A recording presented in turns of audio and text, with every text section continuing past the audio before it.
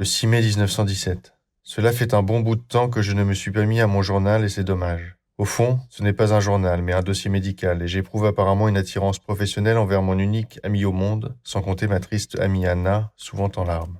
Si c'est un dossier médical que je tiens, en voici les détails. 2 points. Je m'injecte de la morphine 2 fois par jour. 2 points. À 5 heures de l'après-midi, après le déjeuner, et à minuit avant de m'endormir.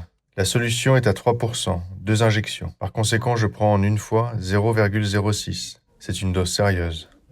Mes notes précédentes étaient quelque peu hystériques. Au fond, il ne se passe rien de terrible. Aucun effet sur ma capacité de travail. Au contraire, je vis toute la journée de l'injection de la veille au soir. Je me tire remarquablement des opérations. Je suis très pointilleux sur les doses à administrer. Et je donne ma parole de médecin que ma morphinomanie n'a causé aucun tort à mes patients. Et j'espère qu'il continuera à en être ainsi.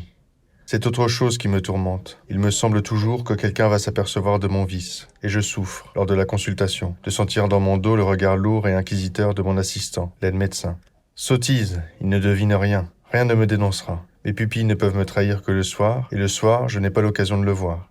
J'ai compensé la baisse catastrophique de la réserve de morphine de notre pharmacie après une visite au chef-lieu. Mais là aussi, j'ai dû vivre des minutes pénibles. Le responsable de l'entrepôt a pris ma commande, à laquelle j'avais inclus avec prévoyance toutes sortes de bagatelles comme la caféine, dont nous possédons une quantité largement suffisante, et il m'a dit « 40 grammes de morphine ?» Et je sens que je dissimule mon regard comme un écolier. Je sens que je rougis. Il dit « Je n'en ai pas une telle quantité, je vais vous en donner une dizaine de grammes. » Et effectivement, il n'en a pas. Mais il me semble qu'il a pénétré mon secret, qu'il me tâte et me transperce des yeux. Je suis troublé et tourmenté. Non, les prunelles, seules les prunelles peuvent me trahir. C'est pourquoi je me fixerai comme règle de ne pas voir les gens le soir. On ne saurait d'ailleurs trouver d'endroit plus commode pour cela que mon secteur. Voilà plus de 6 mois que je ne vois personne d'autre que mes malades. Et eux, ils n'ont rien à faire de moi.